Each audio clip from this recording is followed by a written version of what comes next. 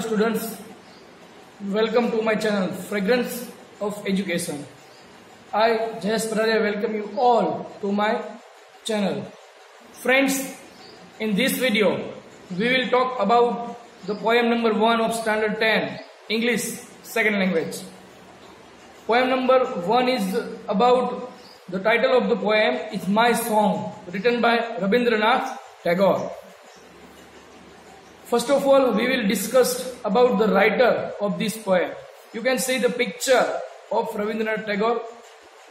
He was a Bengali poet.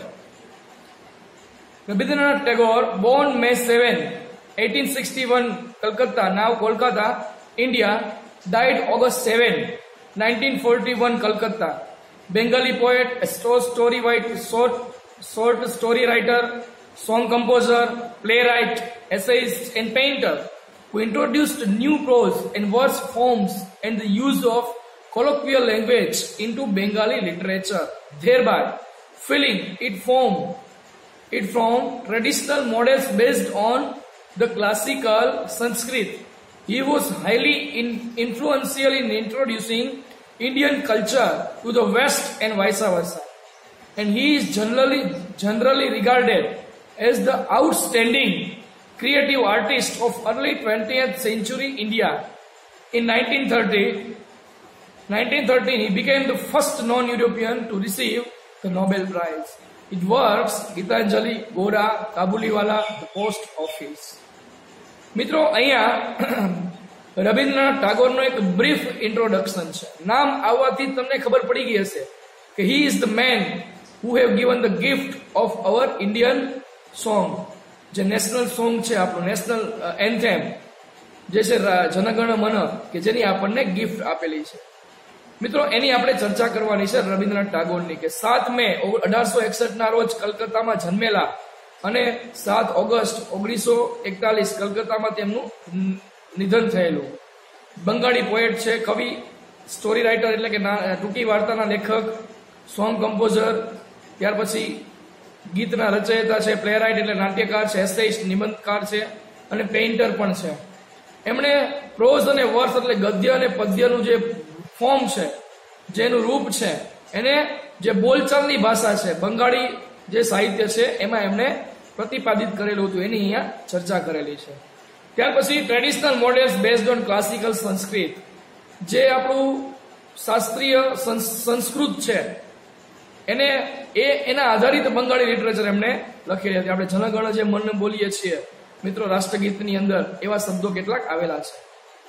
એમણે ભારતીય સંસ્કૃતિને વિદેશ સુધી લઈ જવામાં, વેસ્ટ એટલે પશ્ચિમની સંસ્કૃતિ સુધી લઈ જવામાં એમણે ખૂબ જ પ્રયત્ન કરેલો છે આ પોતાના સાહિત્યની અંદર.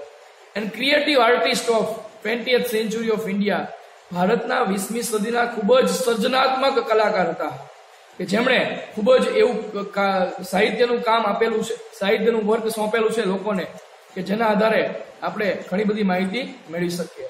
1930 એટલે પહેલા એવા ભારતીય છે કે જેમને નોબેલ પ્રાઇઝ મળેલું હતું. મિત્રો, નોબેલ પ્રાઇઝ છે, સાહિત્ય છે, વિજ્ઞાન છે, એવા ઘણા બધા ક્ષેત્રોમાં આલ્ફ્રેડ નોબેલના નામથી એ આપવામાં આવે છે, કે પહેલા શરૂઆત કરવામાં આવેલી હતી. પણ 1913માં ભારતમાં જો કોઈ, આમ તો સૌ પ્રથમ ભારતીય છે, અને આમ તો અહીંયા લખેલું છે કે નોન યુરોપિયન, પેલા યુરોપના લોકોને જ મળતું, પણ પહેલા નોન યુરોપિયન આખા વર્લ્ડના હોય તો એ છે રવિન્દ્રનાથ ટાગોર. એમની જે ગીતાંજલિ પોએમ હતી એના આધારે એમને આપવામાં આવેલું હતું નોબેલ પ્રાઇઝ ફોર લિટરેચર, સાહિત્યમાં. એમના જે વર્ક છે એ છે ગીતાંજલિ છે, ગોરા છે, કાબુલીવાલા છે, ધ પોસ્ટ ઓફિસ છે. આ 4 એમના જે વેરી ફેમસ વર્ક છે. તો ઘણા બધાનું કામ કરેલું છે એમણે સાહિત્યમાં, બંગાળી સાહિત્યમાં, પણ અહીંયા આપણે મેઇન બાબતો અહીંયા મૂકવામાં આવેલી છે. તો મિત્રો, આ હતી રવિન્દ્રનાથ ટાગોર વિશેની વાત. બિફોર સ્ટાર્ટિંગ ધ પોએમ, આપણે આ પોએમની હું તમને એક વિડીયો બતાવવા માંગુ છું. Let us watch. Hello friends, have you seen the video? This video is about the song my song written by Rabindranath Tagore, કે જે આપણું કાવ્ય છે અહીંયા રિસાઇટ કરવામાં આવેલું છે. મિત્રો, I hope that you have enjoyed this video. હું આશા રાખું છું કે તમે એને એન્જોય કરેલું હશે. My song is a poem written by Rabindranath Tagore, one of the winner of Nobel Prize of in India. ભારતમાં લિટરેચરની અંદર 1913 ગીતાંજલિ એમની પોએમ છે, એમાં એમને નોબેલ પ્રાઇઝ મળેલું હતું. મિત્રો આપણે જે બીજી વાત કરવાની છે એ વાત છે, this is a poem, the mother is a speaker of this poem. મિત્રો આ કવિતામાં માતા mother tells her child this song, પોતાના બાળકને આ જે ગીત છે એ સંભળાવે છે.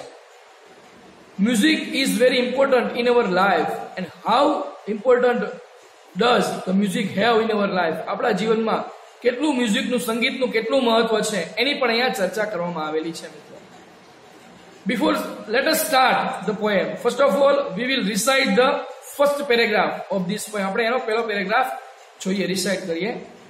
This song of mine will wind its music around you, my child, like the fond arms of love. This song of mine will touch your forehead like a kiss of blessing. When you are alone, it will sit by your side and whisper in your ear. When you are in the crowd, it will fence you about with aloofness. This is the first paragraph. We come to know that mother is the speaker, mother is the protagonist, is the main character, because the poet has used my child word in the beginning of the poem. મિત્રો કવિતામાં my child જે શબ્દ કવિએ વાપરેલો છે એના ઉપરથી આપણને ખબર પડે છે કે માતા પોતાના બાળકને આ ગીત સંભળાવે છે. બિગિનિંગમાં જે આપણે ટાઇટલ મેં મૂકેલું છે મિત્રો, ચિત્ર તમે જોઈ શકો છો કે બાળકને પોતાનો માતા કેવો વહાલ વરસાવે છે. આપણે વન્ડરફુલ ક્રિએશનમાં આની વધારે વાત કરી દીધેલી છે, એટલે અહીંયા એની કઈ વધારે આપણે વાત કરવા માંગતા નથી. ધીસ સોંગ, આ ગીત, ઓફ માઇન, માઇન એટલે મારું,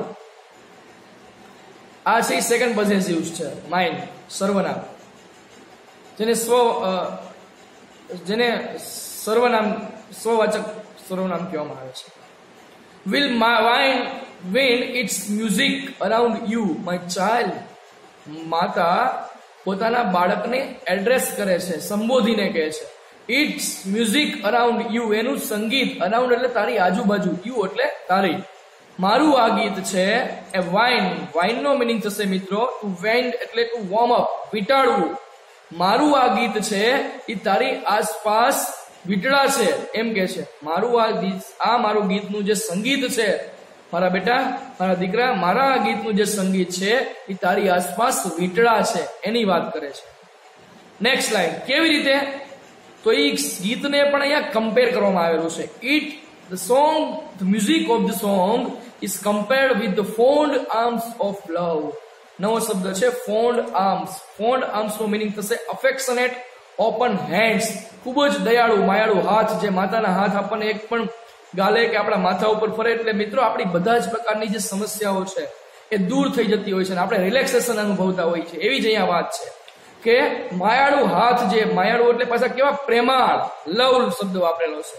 પ્રેમાળ માયાળુ હાથની જેમ મારા આ ગીતનું સંગીત છે તારી આસપાસ વીંટળાશે. મારા દીકરા, આવું વાત એ સંબોધીને માતા પોતાના બાળકને કહે છે.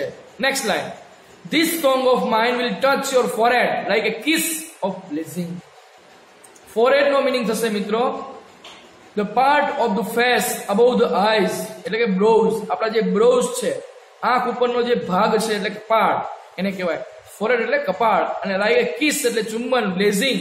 બ્લેઝિંગ નો મિનિંગ થશે બૂન, ગ્રેસ, વરદાન, ચમત્કાર. એક આશીર્વાદની જેમ, આશીર્વાદના ચુંબનની જેમ મારું આ ગીત છે એ તારા કપાળ ઉપર સ્પર્શ થશે. મિત્રો કેવો એક પ્રેમાળ ભાવ અહીંયા દર્શાવવામાં આવેલો છે. Mother loves her child very much. These lines shows the importance of mother's love. મિત્રો આ જે લાઇન્સ છે એ માતાનો પ્રેમ કેટલો મહત્વનો છે આપણા માટે એ દર્શાવે છે કે this song of mine will touch your forehead like a kiss of blessing. કે એક ચમત્કાર, વરદાનના જે ચુંબન છે, ચમત્કારનું ચુંબન છે એ તારા કપાળ ઉપર સ્પર્શ કરશે. મારા ગીત છે એ બીજું કમ્પેરિઝન છે. પહેલું કમ્પેરિઝન ગીતનું જે સંગીત છે એ ફોન્ડ આર્મ્સ ઓફ લવ. બીજું જે કમ્પેરિઝન છે એ કિસ ઓફ બ્લેસિંગ. બરાબર, કે ચમત્કાર જે કોઈ થઈ જાય માતાના ચુંબનથી, માતા આપણને એ કપાળ ઉપર પોતાનું ચુંબન કરે અને બાળક રડવાનું બંધ કરી દે છે. આપણે જોયું હશે આપણા ઘરની અંદર નાના બાળક હોય તો એવું જ બને છે કે એ ચુંબન જે માતા કરશે કપાળ ઉપર બાળકના, તરત જ એ સ્પર્શ કરશે એની વાત કરે છે. ત્રીજી વસ્તુ છે when you are alone it will sit by your side and whisper in your ear. alone એટલે lonely, અને lonely એટલે એકલો. જ્યારે તું એકલો હોઈશ, it will sit એટલે બેસવું, by your side એટલે beside, next to બાજુમાં, and whisper એટલે ગણગણવું, ધીમો ધીમો અવાજ કરવો, એનો મીનિંગ એવો થાય.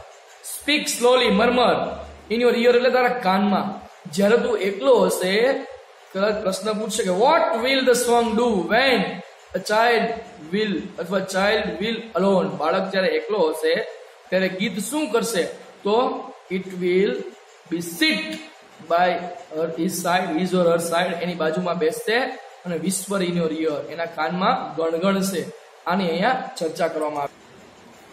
This is how the poet want to show mother's love for her child. બાળક પ્રત્યે માતાનો કેટલો પ્રેમ છે અને કેવો છે એ અહીંયા દર્શાવે છે કે when you are in the crowd એટલે group of people, ટોળું, લોકોનું ટોળું. it will fence you. fence એટલે આમ તો વાડ થાય મિત્રો. તમે ખેતરની આજુબાજુ અથવા કોઈ મોટો વાડો હોય એની આજુબાજુ જે કાંટાની બનાવેલી હોય અથવા દિવાલ બનાવેલી હોય, વાડ, ફેન્સ અહીંયા ક્રિયાપદ તરીકે વપરાયેલું છે. અહીંયા ફેન્સ નો મીનિંગ થશે ટુ પ્રોટેક્ટ, રક્ષણ કરવું, to guard. You about with aloofness, અને અલુફનેસ નો મીનિંગ થશે લોનલીનેસ, એકલતા. શું કહે છે?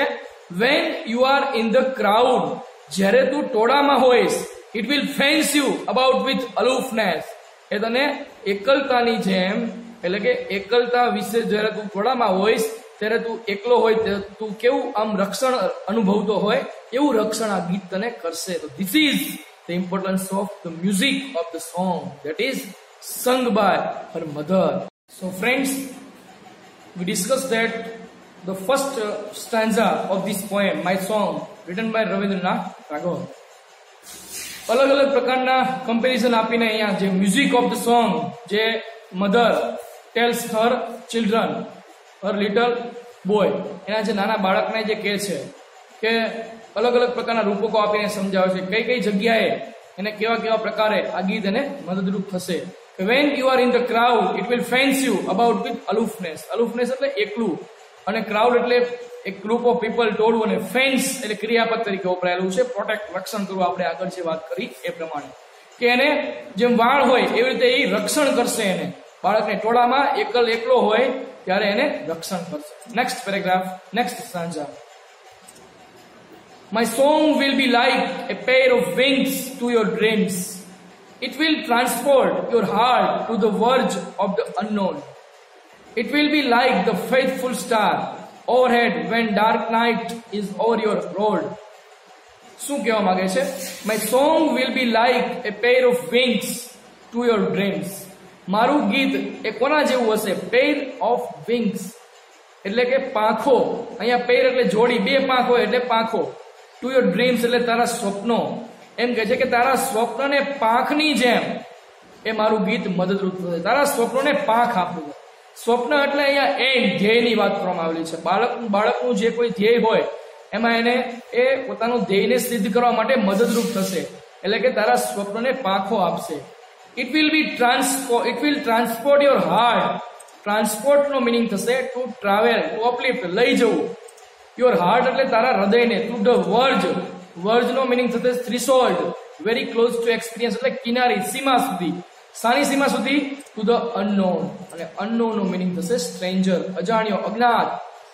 મારું આ ગીત છે એ તને તારા હૃદયને એ અજ્ઞાતની સીમાઓ સુધી લઈ જશે. જે તારે જીવનમાં મેળવવું હોય એની કિનારી એટલે કે એની સીમાઓ સુધી તને લઈ જશે એની વાત કરે છે. It will be like the faithful star. Faithful એટલે ટ્રસ્ટેબલ એટલે કે વફાદાર, સ્ટાર એટલે તારો, જે આકાશમાં તારાઓ હોય છે. ઓવરહેડ એટલે તારી ઉપર. વેન ડાર્ક નાઇટ, વેન એટલે જ્યારે, ડાર્ક નાઇટ એટલે અંધારી રાત, ઇઝ ઓન યોર રોડ એટલે કે તારા રસ્તામાં જ્યારે અંધારી રાત આવશે એ તારા રસ્તામાં ત્યારે એ ડાર્ક નાઇટ આવશે ત્યારે એક વફાદાર તારાની જેમ તને મદદરૂપ થશે. એટલે કે અહીંયા તારાની વાત નથી, અંધારી રાતની વાત નથી, પણ પોતાના જીવનમાં when the child will experience the trouble, પોતાના જીવનમાં મુશ્કેલી આવશે, પ્રોબ્લેમ આવશે, ત્યારે આ ગીત છે એને એક ફેથફુલ સ્ટાર એટલે વફાદાર તારાની જેમ એને મદદરૂપ થશે. તો this is the different examples are given to the child by the poet. કવિ દ્વારા અલગ અલગ પ્રકારના ઉદાહરણો દ્વારા એક મ્યુઝિક ઓફ ધ સોંગ એનું ઇમ્પોર્ટન્સ સમજાવવામાં આવેલું છે. નેક્સ્ટ પેરેગ્રાફ જોઈએ. My song will sit in the pupils of your eyes and will carry your sight into the heart of things. And when my voice is silent in death, my song will speak in your living heart.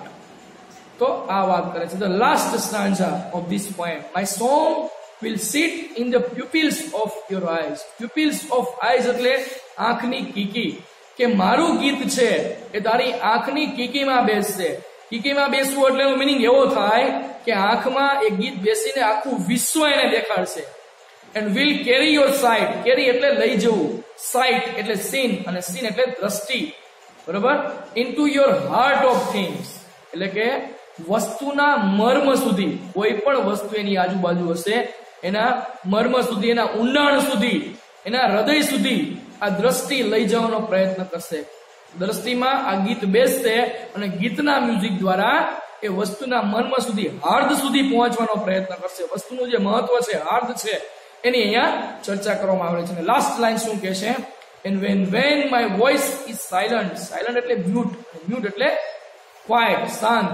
in death એટલે કે મૃત્યુના કારણે મારો અવાજ શાંત થઈ જશે. My song will speak in your living heart. living heart એટલે જીવતા હૃદયમાં, બરોબર. એની વાત છે અહીંયા કે ધબકતા હૃદયમાં મારું ગીત તને બોલાવશે. તો જ્યારે હું મૃત્યુ પામીશ, જ્યારે હું મારા બાળક તારી પાસે નહીં હોઉં, તો હું મારા મૃત્યુના કારણે હું શાંત થઈ જઈશ, તો આ ગીત છે એ તારા ધબકના હૃદયમાં એ રહેશે. એની અહીંયા વાત છે. This is how the mother's love for her child. Mother's song will be with her child till her last breath. પોતાના મૃત્યુ સુધી રહેશે. એની અહીંયા ચર્ચા કરવામાં આવેલી છે કે how the importance of the song is. મિત્રો, એની સમરી આપણે જોઈએ. શું કહેવા માંગે છે કે અલગ અલગ 3 પેરેગ્રાફ દ્વારા, અલગ અલગ કમ્પેરિઝન દ્વારા, અલગ અલગ રૂપકો દ્વારા અહીંયા આપણને રવિન્દ્રનાથ ટાગોરે એક માતાનું જે ગીત છે એનું મહત્વ સમજાવવાનો પ્રયત્ન કરેલો છે. એની સમરી જોઈએ, એનું ઇમ્પોર્ટન્સ જોઈ લઈએ. શું કહેવા માંગે છે? Rabindranath Tagore has explored a mother's love with the poem my song. એટલે કે રવિન્દ્રનાથ ટાગોરે માતાનો પ્રેમ જે છે એ માય સોંગ કવિતા દ્વારા પ્રગટ કરેલો છે. The subject of the poem is about mother's love, how powerful it is and its endurance. શું કહે છે? સબ્જેક્ટ ઓફ ધ પોએમ, આ કવિતાનો વિષય શું છે? એ મધર્સ લવ એટલે કે માતાનો પ્રેમ. હાઉ પાવરફુલ, કેટલો શક્તિશાળી છે, અને એન્ડ્યોરન્સ એટલે એની સહન શક્તિ કેટલી છે, એને અહીંયા વાત કરવામાં આવેલી છે. The mother protects her child at all times wherever he or she may be. Protect એટલે રક્ષણ કરવું. માતા પોતાના બાળકને દરેક સમયે રક્ષણ કરે છે, કે ગમે ત્યારે સમયે, સી અથવા સી એટલે બાળક, દીકરો હોય કે દીકરી હોય, દરેક સમયે કદાચ રક્ષણ કરે છે. એની અહીંયા વાત છે કે આપણે જોયું હતું ને, when the child was alone, એકલો હશે ત્યારે શું કરશે, અને જ્યારે ક્રાઉડમાં એટલે કે ટોળામાં હશે ત્યારે બાળકને કેવી રીતે મદદરૂપ થશે. એની અહીંયા વાત છે. The mother's love stands the test of time because she will love her child if she is alive or passed away. Stand the test of time એટલે દરેક સમયે માતાનો જે પ્રેમ છે એ બાળક માટે છે, કે જ્યારે બાળકની માતા જીવતી હશે કે બાળકની માતા મૃત્યુ પામેલી છે, છતાં પણ આ ગીત છે, બધા માતાનો જે પ્રેમ છે એ એવો ને એવો રહેશે. The mother has a deep bond with her child. Deep bond એટલે ખૂબ જ ઊંડાણનું જોડાણ એ પોતાના બાળક સાથે માતા ધરાવે છે. The speaker in this poem is mother, suggesting the lines, this song of mine will wind its music around you, my child, like the fond arms of love. Speaker એટલે બોલનાર, પ્રોટેગોનિસ્ટ. કોણ છે આમાં? વર્ણનકાર કોણ છે? તો માતા છે. કઈ લાઈન ઉપરથી ખબર પડે છે? તો પહેલી જ લાઈન છે, the beginning of the stanza છે, બિગિનિંગ ઓફ ધ પોએમ છે, એમાંથી જ આપણને ખબર પડે છે કે માય ચાઇલ્ડ જે શબ્દ વાપરેલો છે દર્શાવે છે કે માતા એ આ પોએમની સ્પીકર છે. તો this is how Rabindranath Tagore explored the mother's love, depicted the picture of mother's love. માતાનો જે પ્રેમ છે એની અહીંયા ચર્ચા કરવામાં આવેલી છે. મિત્રો, ખૂબ જ સુંદર પોએમ છે. વારંવાર તમે વાંચીને એના અર્થ સમજી શકો છો. આમાંથી આપણને ફક્ત 3 જ માર્કના પ્રશ્ન પૂછાય છે. બીજું કઈ પોએમમાંથી પૂછાતું નથી. એટલે સમરી તમે જોશો, સ્ટાન્ઝા તમે જોશો, એનો અર્થ સમજશો એટલે તમને આવડી જશે. તો આ વાત હતી આપણી જે ફર્સ્ટ પોએમ છે, my song written by Rabindranath Tagore.